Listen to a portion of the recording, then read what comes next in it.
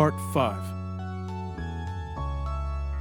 On Friday, the four would come together again at the Eldritches. Greg and Derek arrived at about 5 p.m. Aaron greeted them at the door. Hey, what's up, guys? What's up, man? Hey, Aaron. You guys can go hang in the living room. I'll be done in a sec. Cool.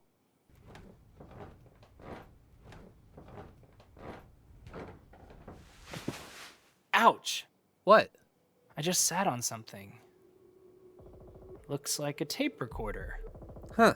Interesting. Well, what's on it? Okay. Mr. Young seems captivated and fearful as well. What the fuck? These outsiders are becoming a bit troublesome, but I suppose the world must know sooner or later. My brother and his friends were having a social night in the basement.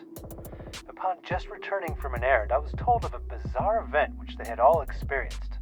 Apparently, they had experienced noises from behind the cellar door, which would be shut tight 1 minute and then slightly ajar the next, even after being shut again.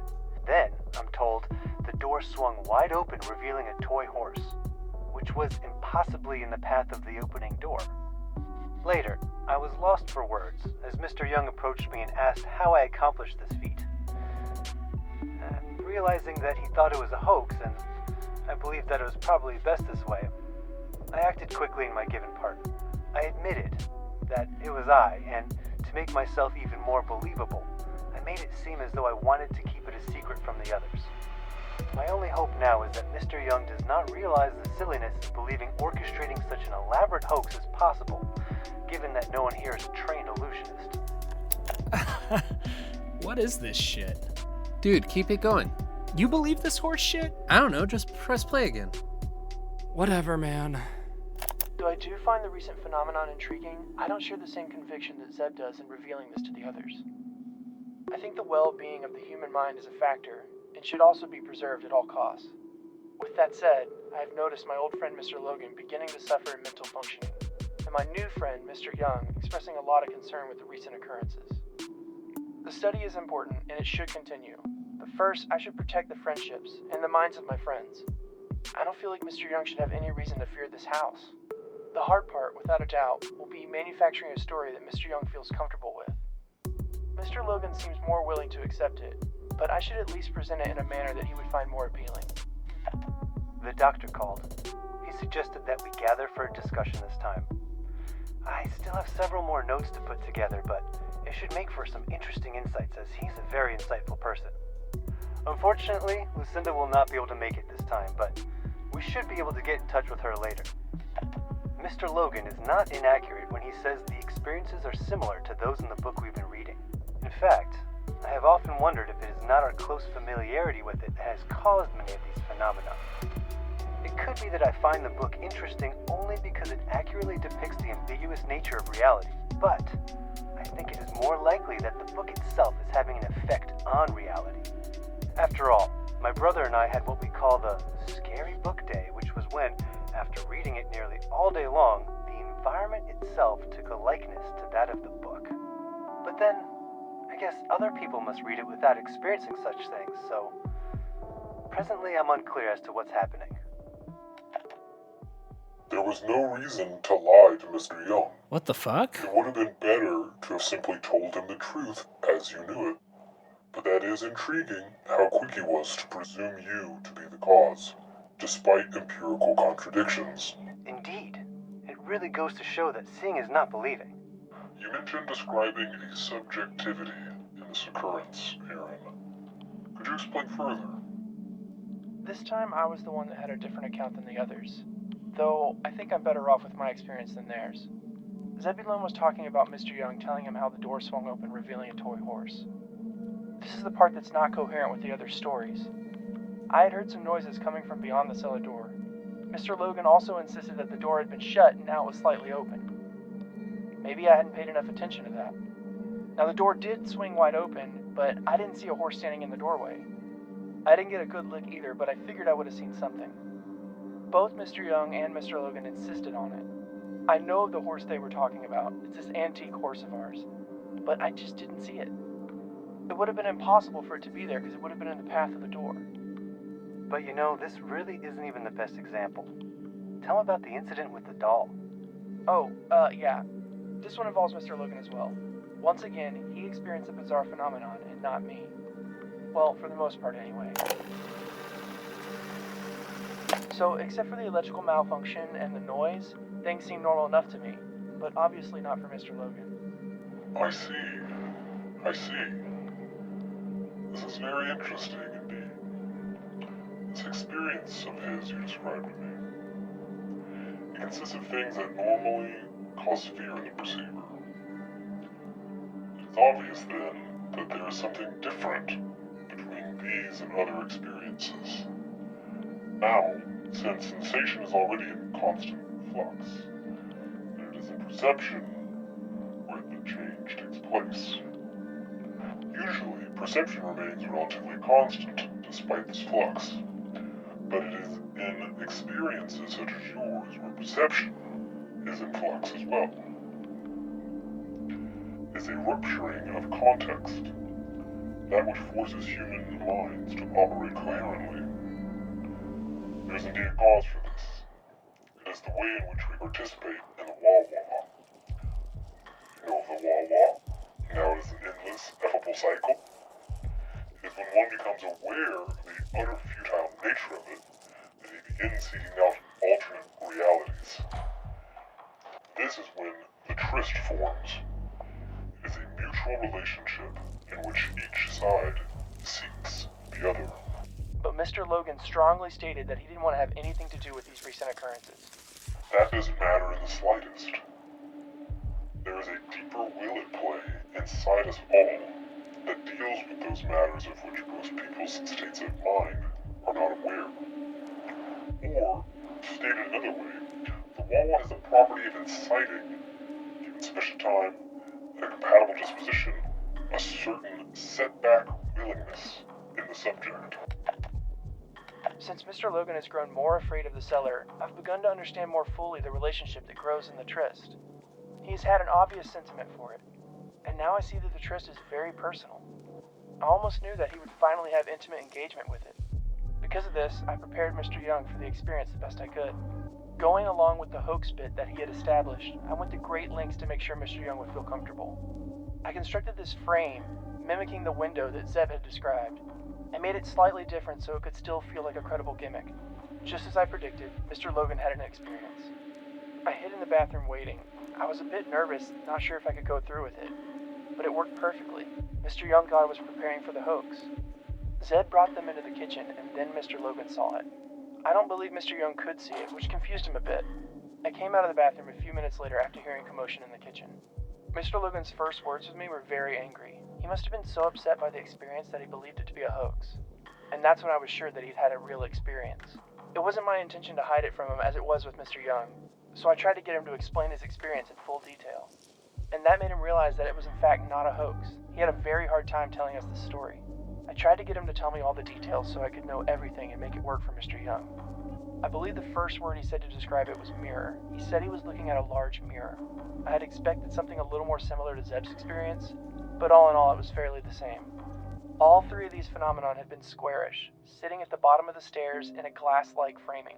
But then Mr. Logan described it as a portal. I think he wasn't sure if it was a mirror or like a hole. But in any case, these portals seemed to be evolving in some way. The first was barely identifiable at all. The second, from what Zeb tells me, appeared to open up, becoming something more familiar, a window.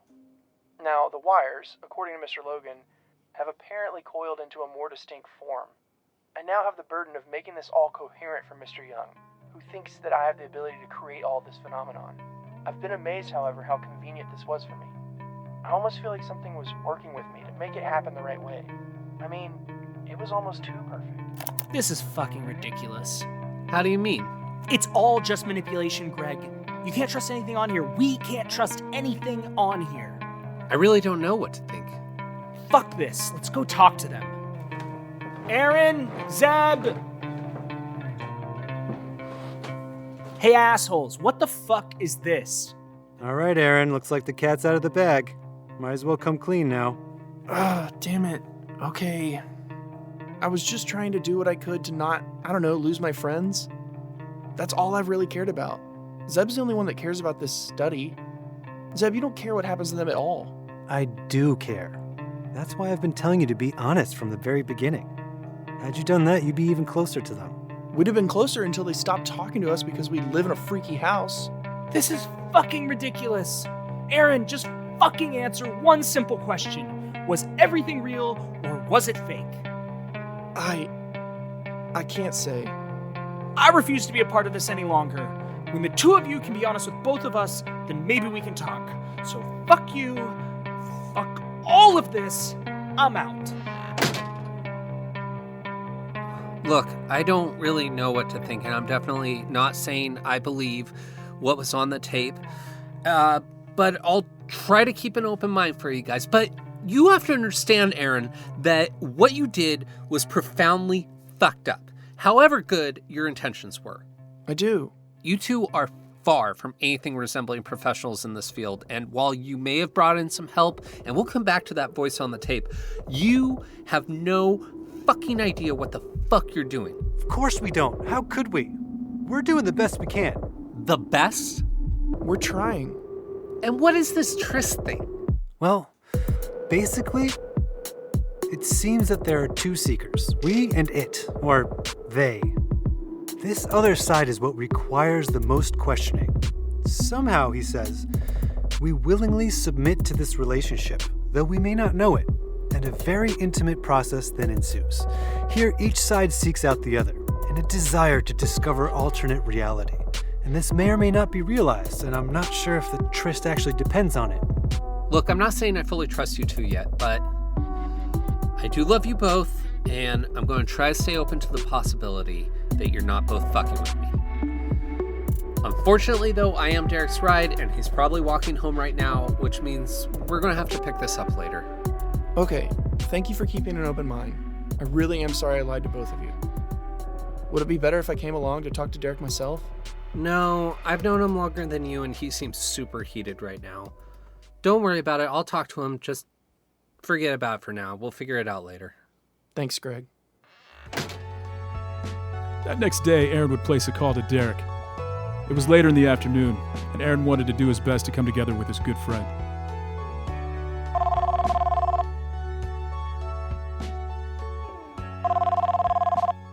Hello, Derek here.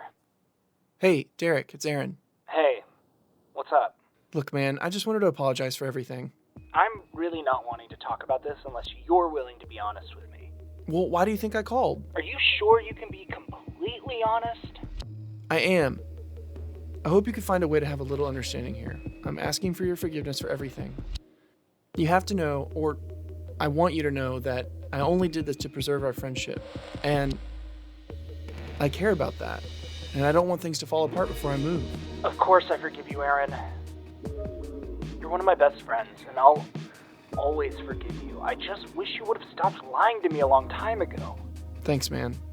I should have just listened to Zeb and let things happen on their own. Instead, I chose to lie to you. I became obsessed with wanting to make you feel safe.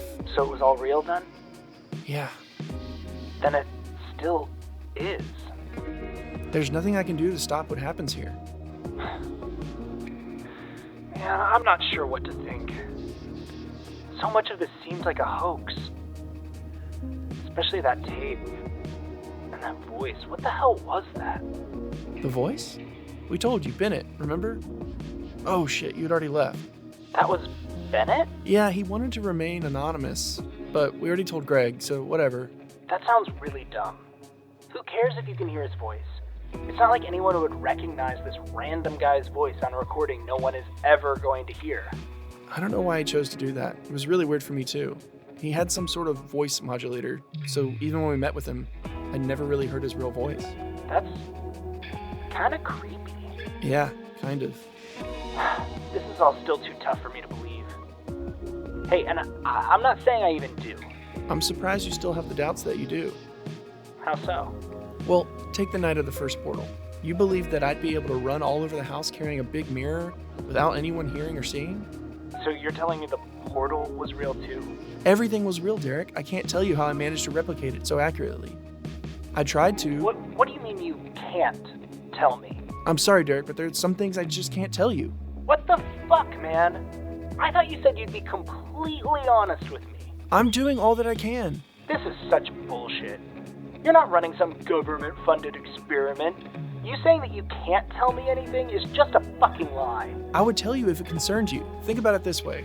Would you ask about the intimate details between a husband and wife? Aaron, how is that even relevant? You and Greg aren't even dating. Look, I'm doing my best here, and I asked you to try to be understanding. And I'm doing my best. But I'm pretty tired of all these fucking games. I'm not trying to play games with you at all, Derek. And while we're on it, it was really you that gave me the idea to try to convince all of you that it wasn't real. How the hell do you figure that? Remember the night of the horse incident in the cellar? Yeah, of course. Well, after everything happened, you went upstairs after your socks got all wet, and you ran into Zeb. You accused him of being behind it, and it caught him off guard. But knowing some of the strange things that go on here, he figured he'd just ease your mind and fess up. Yeah. I remember. And his reaction was a little strange. So that's where all this started for you? Zeb told me about it that night, and I devised a way to make it all a hoax. Well, either way, this is all really fucked. I'm not sure what to think or believe, but I'll do my best to be understanding. Just try to keep the bullshit games to a minimum. I promise.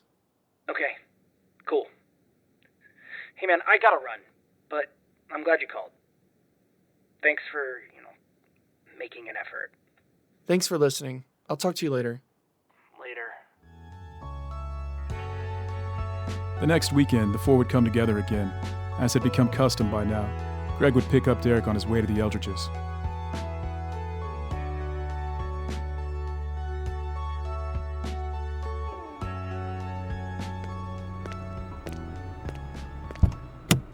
Hey man. Hey, how's it going? Fine, I guess.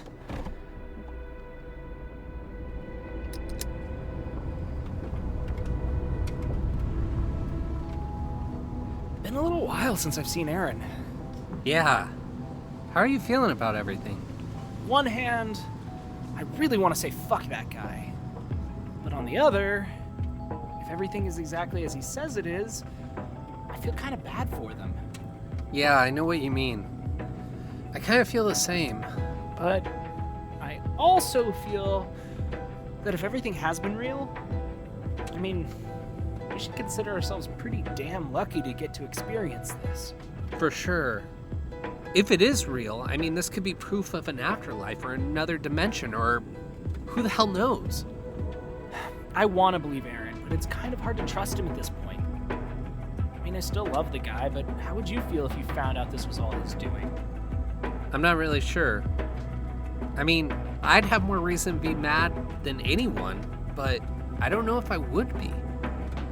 I think if anything, I just have more questions. Yeah, maybe.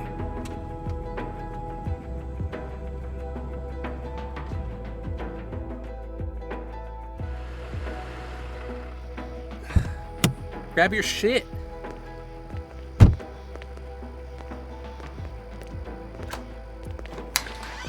Hey, welcome.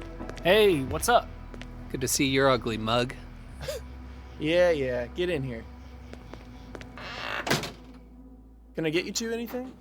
Nah, I'm good. I'll have a Coke. Where's Zeb? Just upstairs. I'm sure he'll be down in any minute. So, what's up? Anything new happening in the world? Not so much in mine, but there's been some things going on with my family. Your family? What do you mean? It's a little troubling, but something happened with my mom and Zeb, but separately. Here? No, and that's the most troubling part. My mother had a very strange occurrence at her school. So, it isn't just isolated to your house. Fuck. Things could be unrelated, but there's really no way to know, at least not yet. Well, go on. Tell us what happened. Well, she was in the middle of teaching her class, and according to her, she saw this light float through the window and, hover above the kids' heads or something. I don't know. None of the kids noticed it. And she's sure about what she saw. As far as I can tell, she's positive. But the thing that made it worse, though it made her feel better, is that the TA saw it too. TA? Teacher's assistant. Oh, right. Wow. That's, It's fucking crazy. Yeah. Kind of strange that this seems to have a further reach than we thought. Yeah, and something weird happened to Zeb at my aunt's house. He woke up in the middle of the night and saw a door slam with no force pushing against it. He's also been hearing noises that no one else has been hearing. Fuck, I know that feeling. I'm just glad it hasn't spread to my place. You haven't experienced anything, have you? Not that I know of. At least nothing overt like any of what's happened here. I think we should all just relax about this for the time being. None of this has been malicious in its intent in any way. So, it'll be what it'll be. Let's just enjoy the night, have a few beers, play a few games. No reason to stress.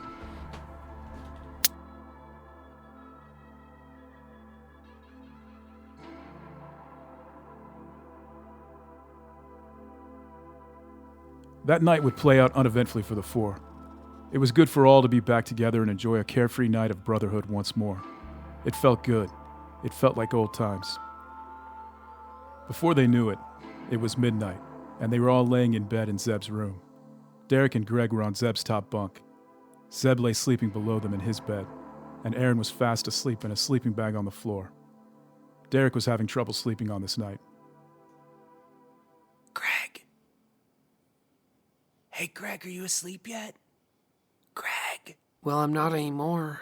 Oh, my bad, man. It's fine. What's up? I'm just having trouble getting to sleep. What's up? Lot on your mind? I guess. I don't know. Oh, poor baby. You need me to tuck you in? Okay, go fuck yourself. I'm fine. I'll put myself to sleep. You know I love you. I know. But seriously, you doing okay? Yeah, man. It's all good. Let's just try to sleep. Each lay still, with the ceiling just a few short feet in front of their faces. There was absolute darkness. The moon was covered with thick clouds, allowing almost no light whatsoever to come through the window. Whether one's eyes were open or closed made no difference, yet both Derek and Greg's eyes were open at this moment, and both had their eyes set in the same direction. For before them, appearing out of nowhere on the ceiling, a sudden point of intense red light came to be, which suddenly made the difference between shut and open eyes very clear. Neither knew that the other was seeing this, as each remained silent, having been caught totally off guard. Now utter dread came over them as they watched this point grow in one direction, becoming an intense red line. What seemed fuzzy initially became a thing composed of tiny wriggling capillaries as their eyes adjusted to the invading radiance. The line continued to grow longer, as if the ceiling was splitting and revealing only a sliver of another world beyond. A brilliantly red world it seemed. The line slowly began to widen until there was now a gap in the ceiling more than an inch across, creating such radiance one might mistake the room for one illuminated by the setting sun. Greg. And with that, as suddenly as this window into another world had appeared, it vanished. The room was once again consumed by darkness. Greg, I saw it. I guess. Maybe it's Aaron still fucking with us? Do you actually think that was him? I don't fucking know. What the fuck do we do? What is there to do? Did that even really just happen? We both just saw it. Of course it happened. Well, there's not much we can't do, right? Let's just try to go to sleep and we can talk about it in the morning. What the fuck?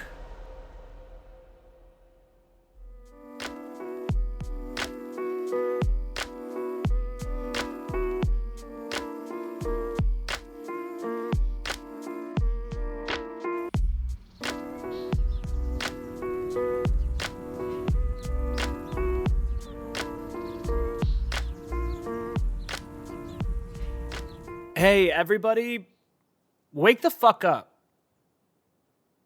What do you want? It's too early. Just go back to sleep. Fuck that. Greg and I need to talk to you about something. What? What does that even mean? Let's just fucking go downstairs and talk about it. Okay. What the fuck? Just trust. Okay, cool.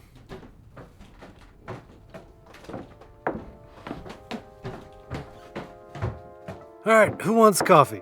Me? Me. Can you make mine Irish? Seriously? I mean, kinda. Okay, wow.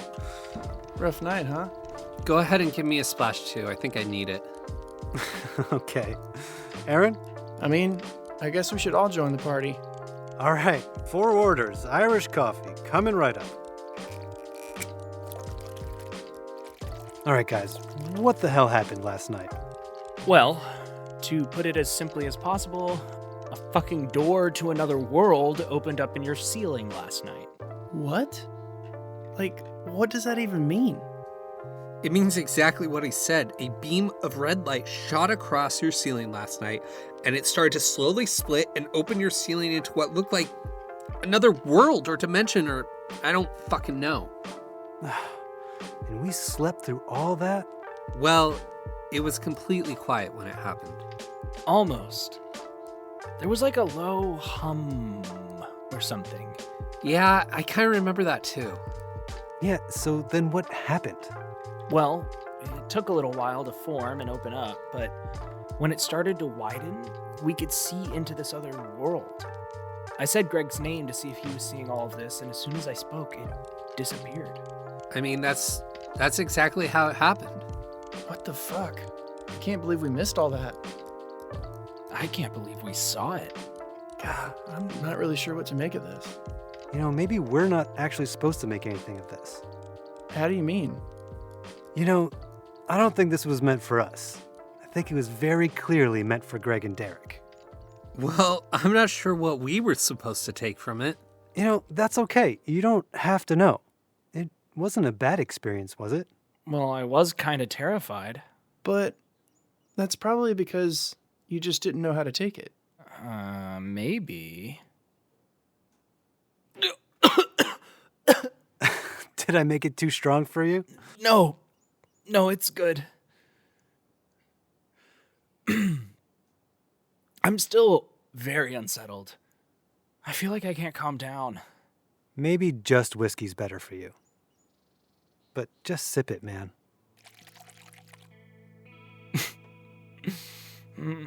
Thanks, Seb. Man, I want to get out of here. I'm not upset or anything. I'm just a little shaken, I guess. Greg, that's understandable, but, you know, just try not to stress about it. It's really just a conversation, you know? The tryst is just a meeting place to talk.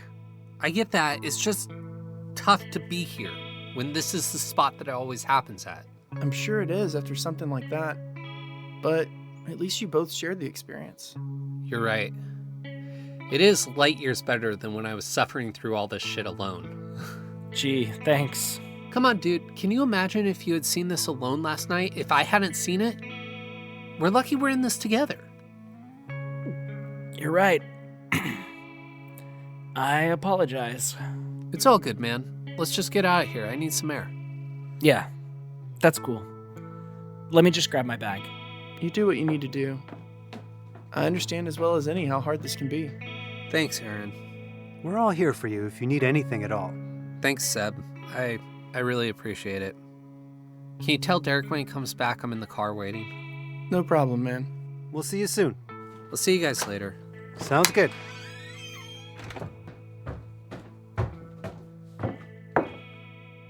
Did you get everything? Yeah, man. Good hang. Even with all that happened. Are you good? Yeah. Just have a strange feeling about all this. Yeah, man, I think we all do. Okay. Well, I'll talk to you guys later. See you later.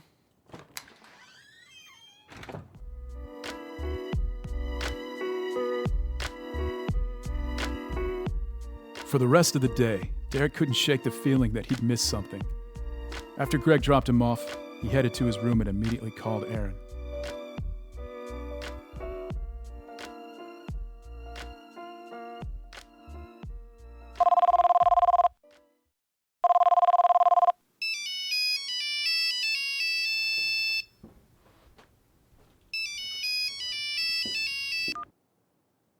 Hello? Hey, it's Derek. I know it's you. Don't you think I know your voice? Well, I I just hate when people call and say, hey, it's me. Okay. So, what's up? You know that feeling I couldn't shake? Well, I figured out what it was. Okay, so... Well, I'd been feeling like I'd missed something, but it wasn't really what was happening. Well, I guess it kind of was. I just missed something from long ago. Do you remember the first time Greg saw one of those portals? Yeah? Well, I didn't think anything of it at the time, but I ran up to his side when it happened, and I glanced down the stairs, and I saw exactly what he described. I just didn't think anything of it because you'd already told me that this was all a hoax. So you actually saw a portal too? I guess so. So this would be the second that I'd seen. So that makes all of us. What do you mean, all of us? Well, I hadn't really wanted to share this, but Zeb and I have both seen portals very similar to what Greg described. Really? Yeah, as far back as like 2 years ago. Well, Zeb's was that long ago. Wow. Yeah, he described it in a session with Dr. Bennett. It sounded exactly like Greg described. Oh, I had no idea. Yeah, of course you didn't. I wanted to tell you, but Zeb said that I shouldn't. He's right here now. I'll put him on speaker. Hey, Derek. Hey, Zeb. Looks like you're one of us now. I wasn't before. Of course you were, man. You know, this has me thinking a lot about the next time Greg saw one of the portals. Oh, man. I remember that night well. I'm surprised you do. How do you mean? You just seemed really out of it. Especially with whatever happened when you went down to the basement. We never actually talked about that. What happened down there? Well, it's kind of strange when I think about it. I mean, I remember starting off with the intention of freaking Greg out and really playing into this hoax of Aaron's. Yeah, and then? Well, then I feel like I kind of lost control of my body. I snuck away from the group outside, and I wasn't really sure what I was going to do, but I headed inside, and before I knew it, I was upstairs in one of your guest rooms. I could not stop laughing. Then I remember Aaron carrying me downstairs, and I wanted to get away, but I couldn't control myself. I saw my body walking down toward the basement. And then the next thing I remember, I basically woke up down there in the dark. I didn't realize that. I guess I just thought you were playing it up for the moment. Well, after it all happened, I wasn't really sure. Man, this sounds so much like what happened with Wendell. Really? Yeah, I mean, it was the strangest thing. He'd come over and hung out before, but on this occasion, he showed up without being invited. I kind of remember this. Yeah, and when I opened the door, he said he was here just to see me again, but I knew there was some sort of other motive going on. He showed this weird intrigue regarding me, particularly in the context of the house. And I remember him eyeing my sword, and then picking it up. And I sat here and watched as he slid the blade across his hand, drawing blood. What the fuck? He said he would stay the night, which my mom agreed to. And then the next day, he was gone. I haven't seen him to this day, though I believe I heard from someone that he'd passed away. I'm really not sure what to make of all this. All I can say is that he seemed to have this weird relationship with me, this house, and the Wawa itself. Maybe he knew something that we don't. Maybe that's why this happened to you as it did. Fuck. Huh. Do you think it could be Wendell? Or his spirit causing some of these things? No, I don't think so. Wendell would make himself known if it was. Huh. Well, hey, I meant to ask, are you guys still participating in those sessions or whatever with Bennett? No, we didn't feel like it was a good idea. He gave me a bit of a bad feeling, so we decided to stop. Yeah, I get that. He seems like a bit of a strange one. Whatever. I gotta go. You guys want to hang this weekend again? I should have some time because my semester's basically over after this week. Yeah, of course. I just have a little bit of studying to do for my psych class, but I think I can get everything done before you guys get here. And I think our parents are going to be gone again. They've been spending a lot of time out at the property. Cool. All right. I'll see you guys sometime Friday then. Cool. Talk later. Later.